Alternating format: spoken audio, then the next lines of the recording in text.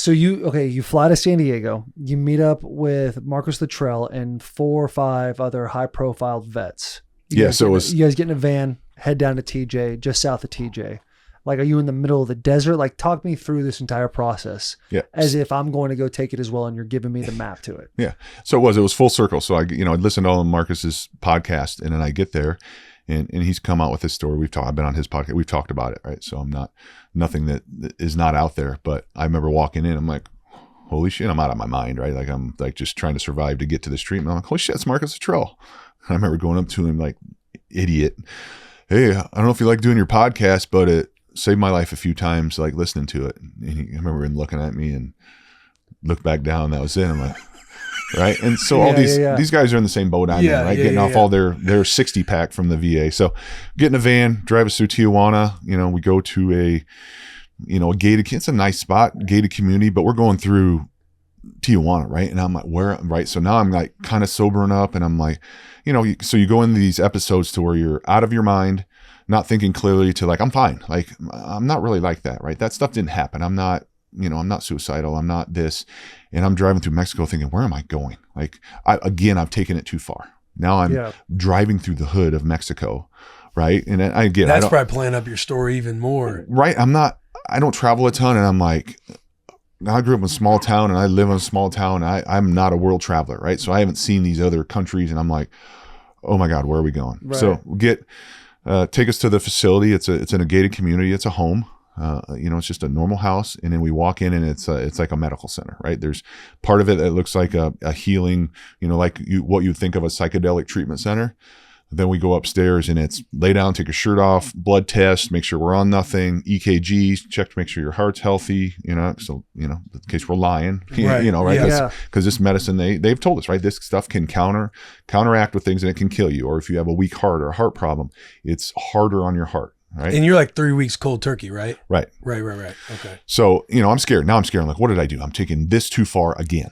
Right. So I'm beating myself up again. Like, what are you doing? You're in Mexico in this random house with a bunch of Navy SEALs and fighter pilots, these guys. What am I doing?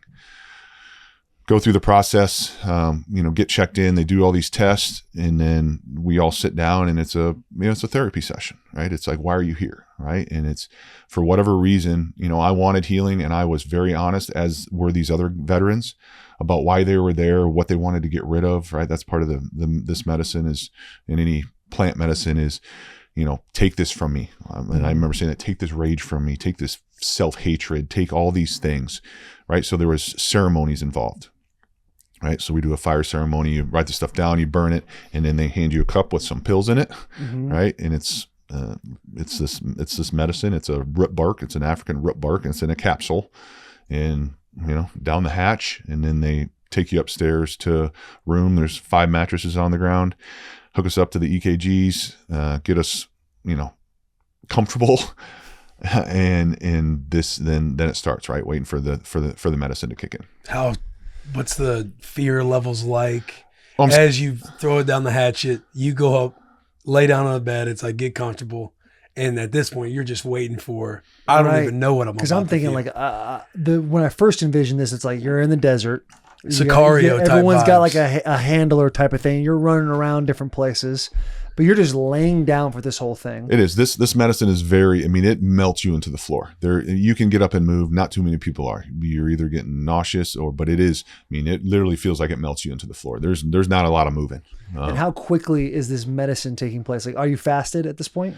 Yes. So we hadn't eaten since breakfast that morning. And now, so that's breakfast. And then this is 8:00 at night, and we're taking, so you're fasted. Gotcha. And within an hour, I start hearing the buzzing. So I'm scared. Like, I'll admit, I'm in tears laying there. Like, I guess either fix me or kill me. Right. Because I wanted healing at that point. Right. And to me, it was a last ditch effort. I didn't know if this didn't work, if I was going to make it, quite honestly, because it just gotten bad again. And I didn't know if this wasn't the answer, because I tried everything. Right. And so that was my thought during this. Well, then, you start having the reaction to the medicine, right? So and they tell you things that are going to happen, but like this buzzing and then these feelings, and I'm like, and I don't like that, right? That's probably why I hadn't, dare worked with me, right? I was scared of drugs. Out of control. Yeah. And it's like, this is, I am very much like, I like to control everything, and now I'm out of control. So it was super scary. And as it kicked in more and more, right now I'm panicking and like my heart's racing and I'm like, oh, am I going to die? And so all these things, and they're great. They work you through this. You have therapy sessions before, they have coaching to tell you how to deal with that. So I just they had told us, just be curious and just give into it. So I just did this breathing stuff they taught us. And then the medicine fully kicked in. And so now you have eye shades over your eyes, you're laying on the ground, and now there's buzzing, and now I'm seeing lights, and I'm like, holy shit, my first experience with psychedelics, right? Yeah. So I'm seeing these lights coming in, and then all of a sudden I see things, and they kept telling us, be curious, right? So you have a therapist next to you, right? And I'm like, I'm seeing this, and they're like, just, be curious, go look at it. And, so in this mask. And so I know I'm take my mask off to make sure I'm still in the room, right? Guys are puking because a lot of guys purge, right? So they had not a win on their part, but they had little tin buckets for our puke buckets. So everything's super intense. So all I hear is ding, ding, ding, guys, like, it's like the most intense thing you've ever been a part of. So you've got 4 other guys working through stuff, already in the medicine. You can obviously hear them talking about what they're going through. Right. So this is everything. It's super intense. So then I get fully into it. Right. And I just remember, seeing, hearing these things, seeing the lights, right? So I felt like I was up in space, like with all these lights coming at me, like the stars. And then all of a sudden there was like these movies, and I'm watching this movie. So it was this continual movie flying through space of my life, like different things. Right. And I didn't have childhood trauma. Like, I have a great family. I have great parents. Did I get a whooping every now and then? Because I deserved it. You know what I mean? Yeah. So I'm not working through child abuse or sexual abuse, right? Like some of these veterans are, right? But it was just more a story of my life, whether it was football, whether it was Iowa, whether it was the pros, whether it was different things. I'm watching this movie float through the sky, which sounds crazy unless you've done it, but it was this continual show, right? Going through the sky. I remember watching it, like, why is it showing me this? And then I'd grab stuff. I'm like, oh, that was sweet. Iowa, when we beat Michigan at Michigan, I'll take that. Kept it in my heart. Yeah. May or may not have been in there. But things like that, right? Stuff that I'd grab and I'd throw it to my heart. I want to keep that. That makes me feel good, right? And then I'd grab stuff out of the movie and I'd sling it out in the universe. And I just remember that reel just floating off into space. No shit. So I'm watching all this stuff, and it's right. And you're like, is this for real? Right. So you're in and out of it. I go through that for which seemed like hours. Then there was a point I don't remember anything. I'm like, I must have fallen asleep, whatever it was. I wake up the next morning. So this is 12 hours later, right? You're in this trip for 10 to 12 hours. Holy shit. So wake up and like, what time is it? Right. Well, instantly I thought nothing happened, because in that moment I couldn't remember anything. And I'm like, I fucked this up too. Like, first thing I said, I'm like, I screwed this up too. Like, I'm a failure again. And then I go to get up. Can't even do drugs right. Right. And that was the instant feeling, because I didn't recall all of these things like instantly. Mm-hmm. And then I go to get up, and now I start throwing up. I can't get up. Like, my legs don't work. Like, I'm like, oh, I messed myself up. Like, again, failure. Right. Like, trying to get up to go to the bathroom, because I'd lay there for 12 hours, couldn't function my legs. They put me in a wheelchair, rolled me to the bathroom to go to the bathroom. So I'm living through this that morning. Finally, things start coming around, but I'm deathly sick all day, throwing up all day, could not function. But things started coming back. I'm like, the real part came back to me, because I feel a little bit better now. And I'm remembering, like, holy crap. So I'm writing in my journal, as they tell us to, remembering all these things I saw. Oh, I threw this away. I kept this. What was that? So you're trying to process these things you remember that happened. Mm-hmm. So that second day is a gray day.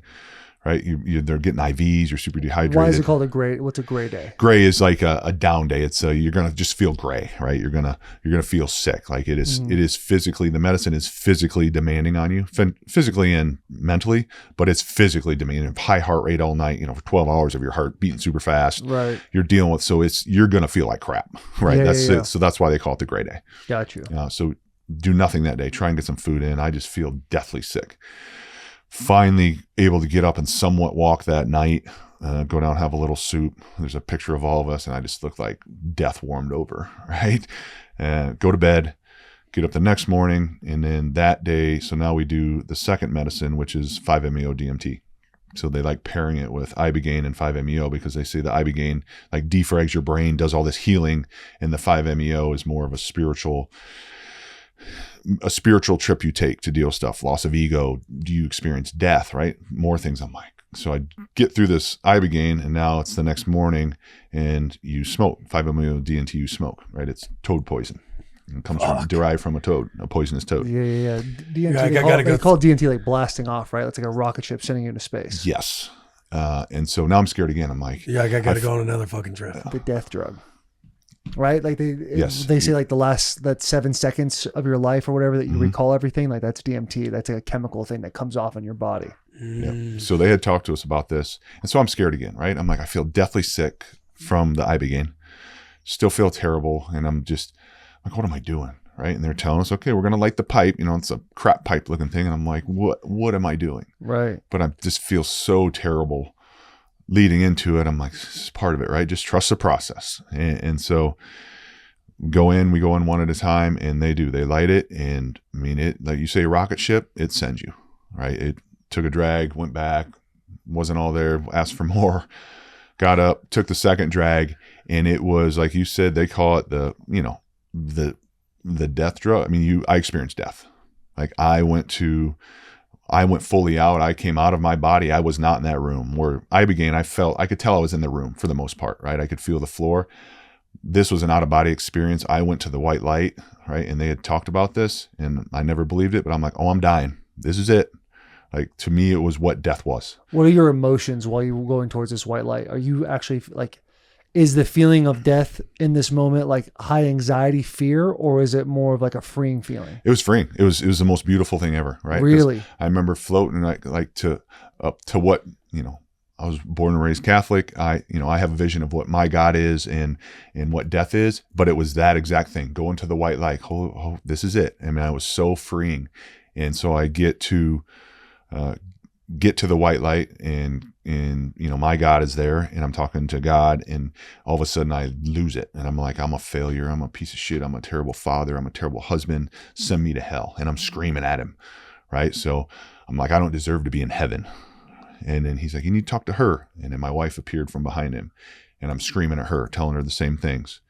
And all of a sudden it was just calm, and this weight was lifted off me, and I figured out it was my ego, because they talk about ego loss. Like literally something left my body, and I was like, oh, I do deserve, like instantly, I deserve to be here. I'm a good father. I'm a good husband. I had a good career. All these things, this negative self-talk was gone. And then it was this overwhelmingly peaceful feeling. I'm like, oh, I wish I would have known this, but now I'm dead. But I was super peaceful. Well, then I came back into, right, I feel myself back on the floor, and I'm coming out of it, and I'm like, oh, wow, right, am I alive? I remember asking, like, am I dead? And they're like, no, you're not dead, buddy. But it was this overwhelming feeling of freedom, clarity, and came out of it, and it was the most enlightening thing you've ever seen. Like, it's, unless you've experienced it, and this is not just me, right? Talk to people who've gone through it, is the most enlightening thing you've ever seen. And so came out of it, go back in the room, and I just felt like I was instantly back, right? That sick feeling I had 20 minutes earlier, now I'm just like bright-eyed. There's no ringing. I don't feel sick. I don't feel any of those negative effects. And I literally felt like I could go run a marathon. Mm-hmm. I remember walking back in the room, right? And all the other guys are looking at me because I went last. And I'm like, I'm back, bitches. That's exactly what I said. I'm like, I'm back. Right. So it was the hearing things. And like, after coming out of it, they sit you in the grass to like come back. Mm-hmm. And I remember touching the grass, right, and feeling the energy from the earth. And I'm like, what is all this? Right. I could hear everything. I could hear the birds. I could hear the ocean that was 2 miles away. I felt like I was in the movie Big, where the grass was like super tall around me. Like I was a midget, and I could hear all the grass rustling and all these sensations and things that I could hear and feel. I was like, oh. And I didn't know it at the point, but I'm just like, holy cow, this is amazing. Go back in the room, talk to the guys, and everybody's just like, right. And you're enlightened. So something worked. Right. Right. So get through that. But I definitely was like, oh, something's different. When we went to the beach, went for a walk as a group. I remember watching the waves, one wave at a time. I'm like, man, something's going on. Like I can see every single wave turning and the water, like the droplets coming off it. And I'm like, am I still high? They're like, no, this is like, you're in the moment. You're, so somewhere you're like, yeah, whatever, hippie. Right. But I was like, whatever this is great. I remember turning to Marcus and like saying to him, like, hey, I'm supposed to be worrying about something, and I'm worried, and I'm supposed to be worrying about something, but I'm not worrying, right? Just babbling. Yeah. Because it was clear. Everything was clear. There was nothing in my head. It was complete clarity. And then, so next day we drive back to San Diego. My wife came and met me down there with some of the other wives and walked into the restaurant we met them at that we originally left from. And she says, when she walked in, she's like, I knew something was different. She's like, I could see your eyes. Your eyes were wide open. They were bright white. Because she had said it that in the past, she's like, your eyes were just dead. Like you had no life in your eyes. You were always tired. And she's like, I knew instantly something was different. And she's like, I could just see it. The way you guys were all giggling and laughing and like these grown badass men, like hugging each other and crying. And just, she's like, you guys were so happy. And so fast forward, we stayed in San Diego for a couple of days to reintegrate, because they talk about that, right? You're going to have this life-changing experience and you got to reintegrate. Like, may not be the best thing to go back home to kids, right? Yeah. Initially. So we spent a couple of days in San Diego and we just started learning. She noticed it more. I notice it now, or I recall it now, but noticing things that happened that were different. So I had a therapy session the second day I was back. Get on my computer, won't connect to the internet. Now, if that had happened pre-treatment, that computer probably wouldn't have made it through it. It probably would have been broken against a wall, right? Because you're a loser. You're a piece of shit. If you're late to a meeting, I mean, you guys, I'm sure, have PTSD like that about I do, being late. Showing up late to anything. Football, And so I just remember trying to get onto it. And I'm like, oh, okay, must be something, right? It just, and my wife's running around like a maniac. And I'm like, I remember thinking like, what is going on? She came and grabbed the computer, took off out the door. I just remember sitting there, I'm thinking like, man, what's going on with her? Yeah. She comes back. I ended up getting on my phone. I was 3 minutes late and it was no big deal. I do my therapy session with the lady. And I got off and I said, hey, what's going on? Right. She's like, what do you mean? And I'm like, you run around like a crazy person. Right. Yeah. And she's like, and I remember her just looking at me like, what are you talking about? Like, and she later said, like, if that would have happened in the past, like, do you know what would have happened? Do you know what your reaction would have been? Do you know what you would have done to that computer or what you would have said to me? And so things like that start happening. Mm-hmm. We fly back home, come in the house. My wife had warned the kids, hey, Dad, might be different. Well, 6 hours later, I'm on the floor whipping them around in their sweatshirts, slinging them around like mops, creating chaos like you wouldn't, screaming and yelling, and I'm down there tickling them. And I remember looking at her and I remember the look on her face. She was just like mouth wide open, like, what in the hell is going on? Didn't recall it in the moment. I remember her reaction, but I didn't really put anything. I'm like, whatever, right? Playing with the kids. And so time goes on, days, weeks, months, and my reactions are different. And for me personally, there's no brain fog. I'm super clear, no ringing in my ears. There's zero suicide stuff. There's zero depression. There's zero anxiety. I'm like going to pick the kids up at school with my wife and talking to the other moms and the dads. And she's like, you've never done this. Yeah. Right. I was a guy that sat in the car and waited for the kid to come get in. I didn't want to interact with anybody. And so I'm just a different human being. And so as time goes on, we learn more and more things. Now, are you getting back into the routines of like the cold tub and hyperbaric and? Yeah. So I had a lot of that stuff, but I added a lot of stuff because they teach you that through this too, is like, hey, meditation, you should learn to meditate, right? That's a big part of being in the moment and helping this treatment stick. And so I'm trying to learn how to meditate, right? And I got right back into my routine up early, but I loved it. It wasn't for survival. It was, it's because I wanted to. It made me feel good. Cold tub was great. I, would go for a walk and be like stoked to be alive, right? Before I went, I was training for a 5K because my buddy and I said we were going to do it. And he's the one that ended up taking his life. But I'm like, oh, I'm going to follow through on this. So I'm out running and remember crossing the street and looking at the trees. Oh man, the trees are so beautiful and green and everything was vibrant. And that semi stopped for me, right? I'm going to cross the street, where in the past I'm like, that same instance happened before I went, and I would stop there and be like, okay, it'll look like an accident. Just step out in the road because the semi's not going to stop. That's crazy. So it's a complete, same instances are happening and it's a different reaction. I'm like, oh, that's weird. Well, this is great. So just all those things start happening. The clarity, like pre-treatment, I was forgetting my kids' names. I'd be like, what's she doing? She's like, what are you talking about? I'm like, her, what's her name? She's like, Hayden. You know, so those things are happening. And now I'm like, I'm crisp. Like I'm up every morning and I go for a bike ride and then I go wake surfing and then I'm like, I'm gonna go do this. And like, I'm just high on life. Mm-hmm. So this happens, you know, for 3-4 months. Right. And I remember the first day I got my first anxiety. I'm like, oh, what is that?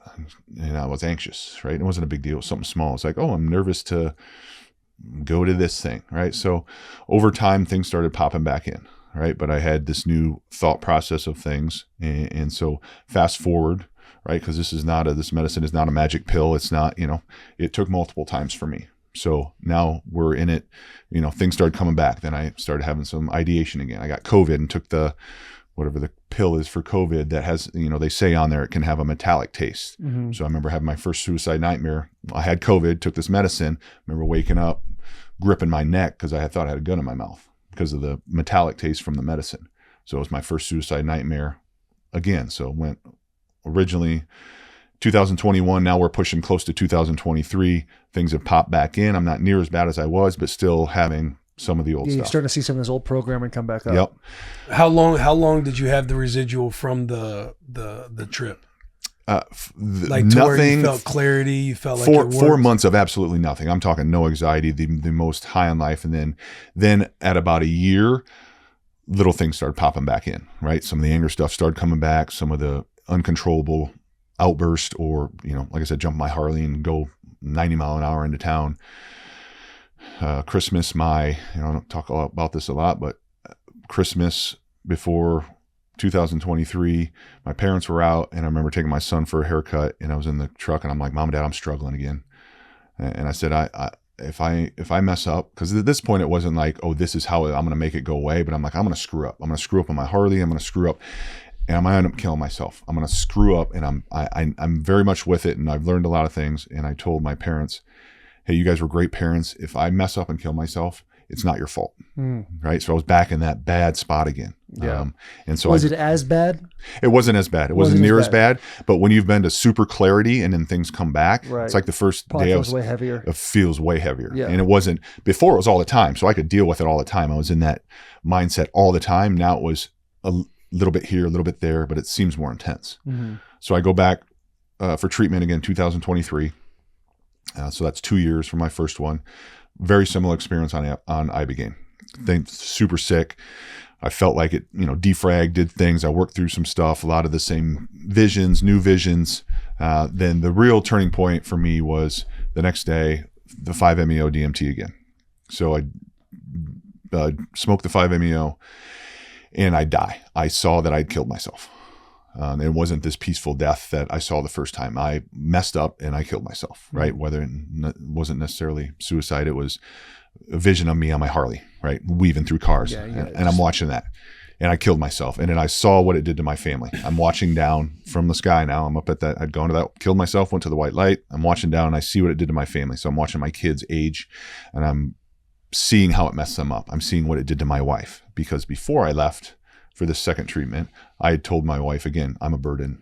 And I got back to that mindset that you're better off without me, unfortunately. And so it showed me in this, I saw what it did to them. And I was like, oh God, this is not right. I remember thinking like, oh, I'm going to mess them up. Right. And that's sounds like a crazy person, but I didn't think that before. I thought I gotten back to this old Robert, right? Even at, maybe not all the time. So this is going to mess them up. And then I saw what it actually did to them. Woke up out of this. I actually started throwing up. So I reacted to, and I think I woke up in kind of towards the end of this trip. And so I thought I died. So they're cleaning my mouth, right? So I'm puking. They're cleaning my mouth out. And I start raging because I literally think I'm dead. I'm like, this is hell. Like whatever it was, I was in a spot. I thought I was dead. And I grabbed the therapist and I'm raging, screaming at him. Like, I effed up my family. I'm screaming and I'm throwing him on the ground and just complete rage. And I remember my female therapist was there that we work with, and I grabbed her and I'm like, you got to call my wife. Tell her I'm sorry. So I think I'm dead. I'm back on earth out of this trip, but I'm still half in it, I think. But I literally thought I was dead. And so this happens. I later found out I raged for like 20 minutes, and they're calming me down, and some things happen. And finally I calmed down and realized I was back on earth and I wasn't actually dead. But I kept asking him, like, did I die? Did you guys resuscitate me? It was that profound. Mm-hmm. And so I come out of it and I was just in shock. So where before it was blissful, and this time I was like, I was in shock for hours, even till we got back. I got back home and I'm telling my wife about it. And I'm like, I think they're lying to me. I think they had to resuscitate me. Like I pushed it too far. And so as I process all this, but what did stick, and the rewiring, the medicine, what it did do is that it made me see what would happen if I did screw up and did take my life in one way or another. And that has stuck with me since that day. Like if something pops up now, I know full well on my worst day, I'm better off here, and my family's better off without me, or is better with me. Even the days if I have a bad day or I get angry, and that stuff doesn't happen since then.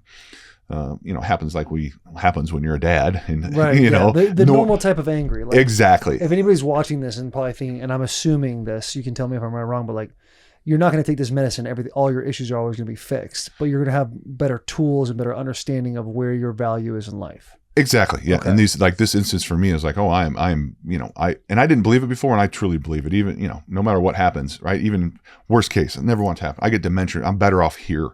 Right. My family needs me. Right. And so that's what this experience showed me.